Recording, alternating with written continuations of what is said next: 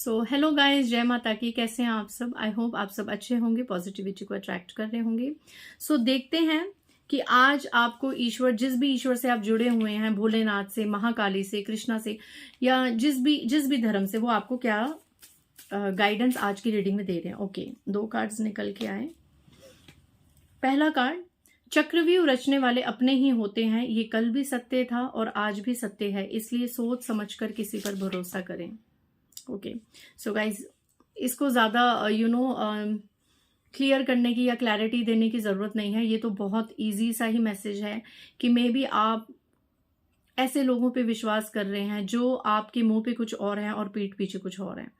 तो आपको इस कार्ड से मैं ये चैनलाइज कर पा रही हूँ कि मे बी आपके अराउंड कुछ कॉन्स्पिरेसीज हो रही हैं, कोई षड्यंत्र रचे जा रहे हैं, कोई चक्रव्यूह रचे जा रहे हैं जो सो कॉल्ड आपको अपना समझते हैं या आपका अपना होने का दिखावा करते हैं। मे बी आने वाले समय में आपके साथ कोई चीज ऐसी घटित हो सकती है जिससे आपको ये सोचने पे मजबूर किया जा सकता है कि क्या मेरे अपने ही मेरे साथ इतना बड़ा विश्वासघात कर सकते हैं या मुझे चीट कर सकते हैं। तो इसलिए ऐसे लोगों को सावधान रहने के लिए आज आपके ईश्वर ने आपको ये मैसेज सामने दिखाया है कि बी अलर्ट। किसी पे इतना ज्यादा भरोसा भी मत कीजिए कि जब वो अपने ट्रू कलर्स आपको दिखाए तो आप दर्द से एकदम टूट जाएं। ठीक है, क्योंकि यहाँ पे साफ और ये सच्चाई भी है कि चक्रव्यूह रचने वाले अपने ही होते हैं।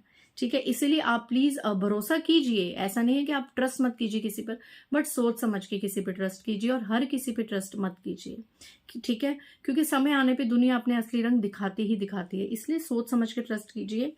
कोई चीज साइन करने से पहले, कोई डॉक्यूमेंट साइन करने से पहले, किसी घर में अपने बच्चों का रिश्ता करने से पहले, कहीं पर कुछ नई शुरुआत करने से पहले थोड़ा सोच समझ लीजिए। ठीक है, अगर ये सब चीजें आप अपनी लाइफ में कर रहे हैं तो आपके लिए मैसेज है कि थोड़ा सा उसकी इंफॉर्मेशन और गेन कीजिए कि जो हम करने जा रहे हैं या जो भी नई चीज हम स्टार्ट करने जा रहे हैं क्या वो वर्थफुल होगी या नहीं।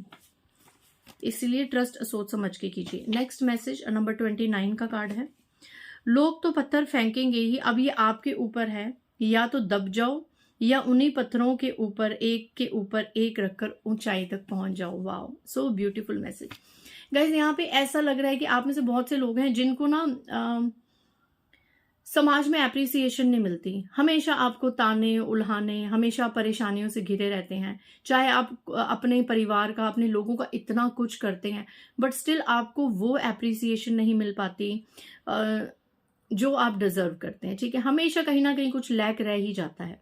ठीक है, यहाँ पे क्या होता है ना, आपके ऊपर बहुत ज्यादा एलिगेशंस लगने, आपको टारगेट बनाना, हर चीज का ब्लेम आपके ऊपर डालना, ये चीजें आप में से बहुत से लोग फेस कर रहे हैं। क्योंकि जब बुरा समय होता है तो लोग भी बहती गंगा में हाथ तो धोते हैं, एक के बाद एक कोई भी आपके बारे में ना अच्छा सोचता है ना बोलता है। तो यहाँ पे क्या होता है कि जब अति ज्यादा ठोकरें लग जाएं, जब हद से ज्यादा लोग आपको डिफेम करने लग जाएं, तो 2 ही चीजें होंगी, या तो आप डिप्रेशन में आ जाएंगे, एंग्जाइटी में आ जाएंगे, अकेलेपन में चले जाएंगे, या उस चीज से इतने ज्यादा पावरफुल बन जाओ जब अति बुरा हो जाए, जब हद हो जाए ना, तो ऐसी अपने अंदर एक पैशनाइट, एक ऐसी अग्नि को ज्वाला करो कि भाड़ में जाए सब। स्पिरिचुअलिटी की तरफ बढ़ो, भक्ति की तरफ बढ़ो और कुछ बन के दिखाओ। ठीक है, ये बिल्कुल सही है कि जब आपको ताने मिले, जब आपको ठोकरी मिले, उन पे पैर रख के इतना ऊंचा पहुंच जाओ कि ये लोग आपकी तरफ पहुंच ही ना पाए। ठीक है, बाज जब उड़ता है, ठीक है ना, बाज जब उड़ता है तो उसकी पीठ पे कौवा बैठ जाता है। ठीक है, कि इसके साथ साथ मैं भी उड़ान भरूं, इसको ज्यादा ऊपर ना जाने दो। ठीक है, तो बाज उस कौवे को ना अपनी पीठ से उतारता है, ना उसके साथ आर्ग्यूमेंट करता है, ना उसके साथ इस तरह की बहसबाजी करता है कि नहीं ऐसा नहीं वैसा नहीं।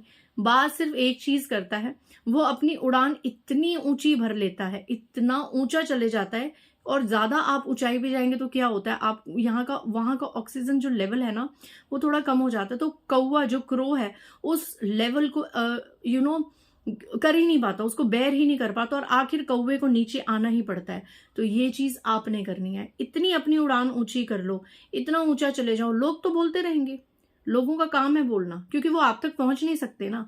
आप देखिए ना, ये लोग हैं और अगर आप धीरे धीरे बढ़ रहे हैं, इनमें इतनी कैपेबिलिटी नहीं है, इनकी इतनी औकात नहीं है कि आपके जितना संघर्ष करके, आपकी जितनी मेहनत करके, आपकी जितनी भक्ति करके ये आपकी तरफ पहुंच जाए, इनमें इतना नहीं है। तो ये क्या करेंगे, ये ऐसे ऐसे दूर से चीजें करेंगे कि आप ऐसे डाउनफॉल में आप नीचे आए, क्योंकि ये आप तक पहुंच ही नहीं सकते। अगर ये आप तक पहुंच सकते तो बात ही क्या थी, है ना। तो इसीलिए इन चीजों से ज्यादा इफेक्ट मत होइए, अपनी उड़ान ऊंची कीजिए, आगे बढ़िए।